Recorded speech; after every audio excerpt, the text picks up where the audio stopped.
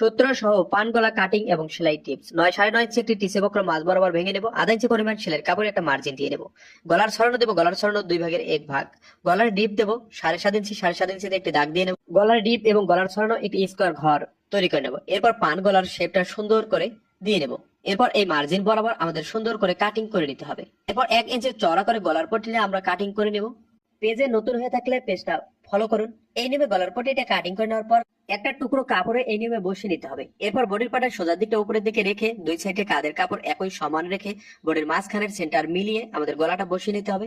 এরপর টিসি বক্রমের 1 সুতো কাজ ঘেঁষে ঘেঁষে আমাদের গলাটা সেলাই দিয়ে নিতে হবে। তো মাঝখানে এসে সুইটা গাড়িয়ে নিতে হবে এবং অপর সাইডে একই পরিমাণ সেলাইয়ের কাপড় ধরে সেলাইটা দিয়ে নিতে হবে। এরপর 2 সুতো পরিমাণ সেলাইয়ের কাপড় রেখে বাড়তি কাপড়টা আমাদের কাটিং করে নিতে হবে। এরপর রাউন্ড জায়গা থেকে কেসি দিয়ে এইভাবে কেটে দিতে হবে এবং খেয়াল রাখতে হবে যেন সেলাইয়ের সুতা কেটে না যায়। টিসি বক্রমের পট্টিটা ভিতরের দিকে এনে আমাদের সেলাইয়ের কাপড়টা টিসি বক্রমের দিকে রেখে